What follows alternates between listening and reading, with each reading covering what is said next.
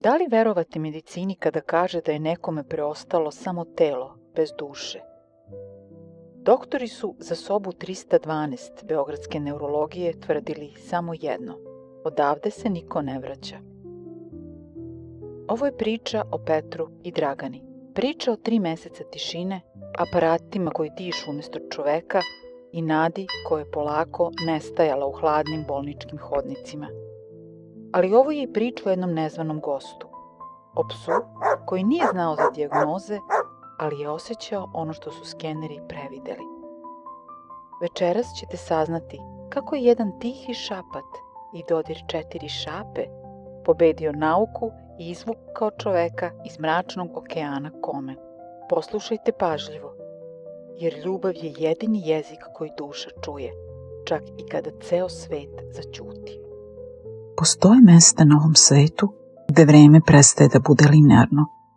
Mesta gde se sekunde ne mere otkucajima sata, već ritmom bolničkih aparata koji veštački održavaju ono što mi nazivamo životom. Jedno od tih mesta, skriveno od buke prestonice, jeste 4. sprat odeljenja neurologije u Beogradu.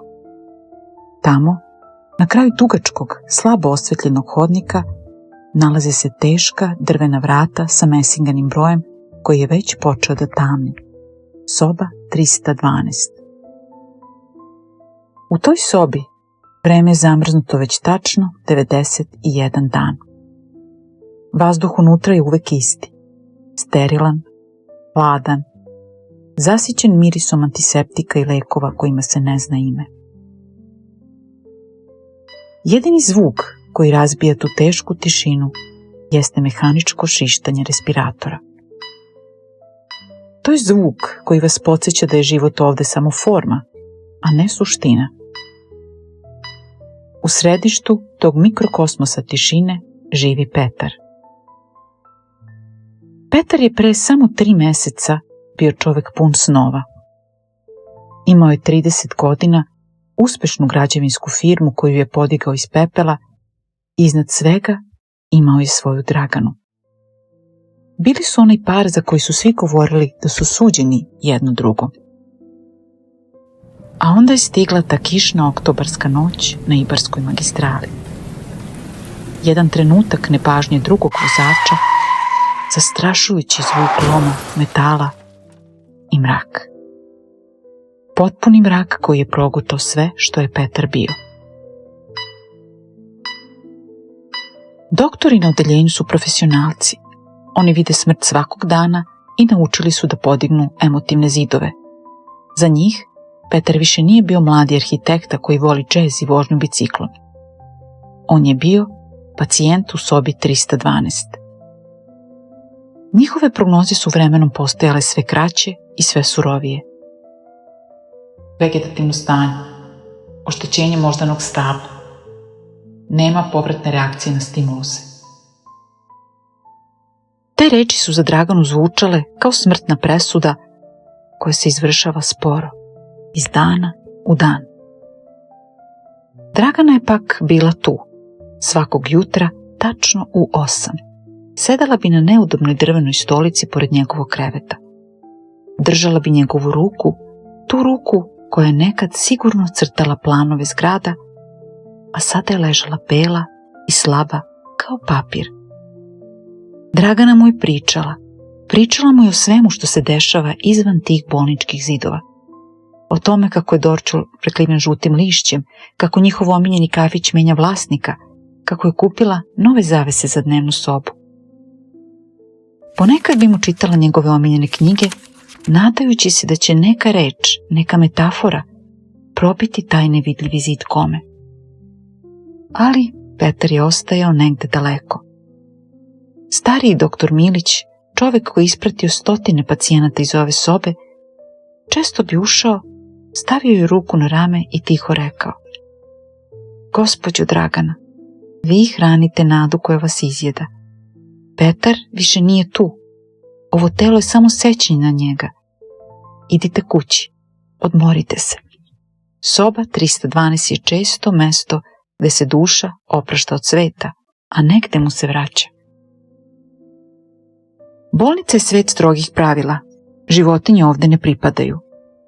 Ali priroda ne mari za bolničke protokole.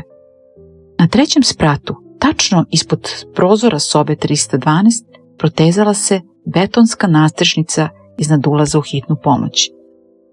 Tamo je već nedeljama obitavao jedan mišanac, pas kojeg je osoblje prozvalo Žuće. Bio je to pas sa očima koje kao da su razumele sve patnje ovog sveta. Bolničari su primetili nešto čudno kod Žuće. On nije lajao na prolaznike niti na automobile. Lajao je samo ka prozorima 4. sprata. I to neka svima. Lajao bi dugo i žalostivo, glave podignute ka nebu, tačno prema prozoru sobe 312. Sestre su se šalile da Žuća doziva duše, ali Dragani to nije bilo smešno. Ona je u tom lavežu osjećala neku čudnu povezanost sa svojom tihom patnjom. Jednog jutra sreće ili sudbina su umešale prste. Dostavljač kiseonika je ostavio otvorena sporedna vrata, a jedna mlada medicinska sestra je na trenutak izašla na puš pauzu. Žuća je, sa intuicijom koju imaju samo napuštene životinje, protrčao kroz hodnike, ispekao obezbeđenje i popeo se stepenicama. Kada je Dragana otvorila vrata sobe da izađe po čašu vode, Žuća je bukvalno uleteo unutra. Dragana je ustuknula. Prvi impuls joj je bio da vikne, da pozove nekoga. Ali pas nije bio agresivan. Žuća je stao na sredinu sobe, njegove pametne oči su skenirale aparate, cevi i konačno Petrovo lice. Prišao je krevetu bez oklevanja. Skočio je prednjim šapama na dušek i počeo tiho da cvili. Bio je to zvuk koji je parao srce. Tihi, frekventni plač koji je zvučao kao da neko pokušava da dozove prijatelja iz dubokog bunara. Žuća je naslonio svoj topli, vlažni nos na Petrov dlan. Dragana je htjela da ga skloni plašeći se infekcije, ali je tada pogledala u monitor. Aparat za EKG je do tada pokazivao savršeno pravilnu mehaničku liniju od 60 otkucaja u minuti. Odjednom, brojke su počele da skaču. 70, 85, 95. Petre, šapnula je Dragana, a srce joj je zalupalo jače od njegovog. Pas je nastavio da cvili, sada već nežno ližući Petrovu kožu. Dragana je primijetila da se Petrova grudna kost pomera brže. Respirator je počeo da pišti jer je Petar pokušao da udahne sam van zadatog ritma mašine. Glavna sestra je utrčala u sobu privučena bukom aparata. Kada je vidjela psa, počela je da viče, ali Dragana je stala ispred nje kao lavica. Ne dirajte ga, pogledajte monitore, on reaguje, moj Petar se budi. Sestra je zastala, pogledala u ekran, a zatim u psa koji je mirno stajao glavom naslonjen na Petrovo rame. Bilo je to nešto što se nije učilo na medicinskom fakultetu. Doktor Milić je također došao spreman da očita lekciju o higijeni, ali je samo ostao da stoji na vratima nemo posmatrajući scenu. Sljedećih 7 dana soba 312 je postala centar nezvaničnog eksperimenta. Žuća je svakog dana dobio dozvolu da uđe. Ležao bi satima nepomično. Dragana je primetila da Petar više ne izgleda kao prazna ljuštura. Njegovi mišići lica su počeli da se grče. Kapci su mu podrhtavali. Nauka kaže da je to samo refleks. Ali Žuća je znao bolje. On bi iznenada ustao, lavnuo bi jednom kratko i oštro, tačno u trenutku kad bi Petar počeo da tone nazad u duboki san. Pas mu nije dozvoljavao da ode. Bio je kao stražar na kapiji između dva sveta. Bio je utorak, tačno 98. dan od nesreće. Sunce je padalo pod takvim uglom da je obasjavalo Petrov krevet. Dragana je čitala naglas Petrovu omiljenu knjigu, ali je glas počeo da je podrhtava od umora. Žuća je iznenada skočio sa poda, stavio na zadnje noge, naslonio se na krevet i počeo da ispušta duboko grleno režanje gledajući pravo u Petrovo zatvoreno oko. Žućo, šta ti je? Upitala je Dragana prestrašeno. Pas je počeo da laje besomučno. Bio je to poziv na buđenje. Aparati su počeli da vrište, doktori su potrčali ka sobi. Ali pre nego što su stigli do vrata, desilo se nešto što će svi prisutni pamtiti do kraja života. Petar je otvorio oči. Ali To nisu bile oči osobe u transu. Bile su to oči čoveka koji se upravo probudio iz najgoreg košmara. Pogledao u žuću, njegova desna ruka, ona koja je 10 nedelja bila mrtva, polako se podigla. Prsti su mu drhtali, mišići su ga boleli, ali je uspeo. Spustio je ruku na žućinu glavu i zavukao prste u njegovo krzno. Dragana je pala na kolena pored kreveta, kušeći se u suzama. Petar je okrenuo glavu ka njoj. Njegova usta su se pomerila, suva i ispucala. Nije bilo zvuka, ali je oblikovao njeno ime. Dragana. Doktor Milić je ušao u sobu i spustio je stetoskop iz ruku. Ovo je nemoguće, prošaptao je. Ali Petar je bio tu. Njegova moždana aktivnost na monitoru eksplodirala. Soba 312 je po prvi put nakon 3 meseca ispunjena zvukom koji nije bio mehanički, zvukom ljudskog plača i psećeg radosnog cviljenja. Meseci rehabilitacije su bili surovi. Petar je morao ponovo da uči sve. Kako da proguta kap vode, kako da izgovori slovo R, kako da pomeri levu nogu. Žuća je bio tu na svakom koraku. Postoji zvanični terapijski pas bolnice, ali je samo Petra pratio u korak. Jedne večeri, kada je Petar već mogao da sedi u kolicima, ispričao je Dragani šta je video tamo. Bilo je hladno, Dragana, kao da sam na dnu okeana. Video sam tebe, video sam naše stare slike, ali nisam mogao da se pomerim.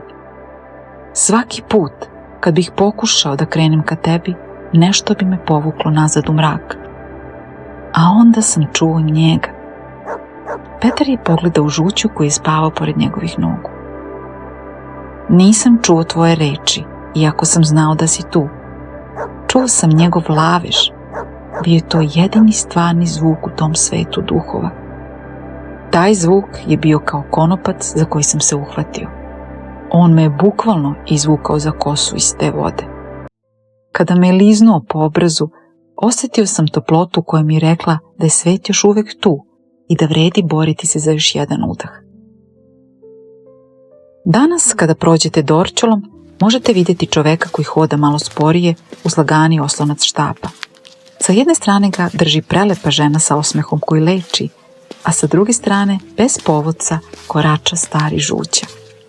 Oni su živi dokaz da granice između života i smrti nisu uvek jasne kao u medicinskim udžbenicima. Priča o sobi 312 nije priča o neuspehu medicine. To je priča o trijumfu nečega što nauka još uvek ne može da izmeri. Empatije, instinkta i onih nevidljivih niti koje vezuju ljude i životinje. Ponekad nam za povratak u život nije potreban novi lek ili najsavremeniji aparat. Ponekad nam je potreban samo neko ko će odbiti da ode iz naše sobe onda kada su svi ostali već odavno izgubili nadu. Zato, kad god osjetite da gubite tlo pod nogama, setite se Petra. Setite se Dragane koja nije odustala. I setite se jednog Žuća koji laje u mrak sve dok mrak nije počeo da se povlači. Jer ljubav je jedini jezik koji duša čuje čak i kada ceo svet zaćuti.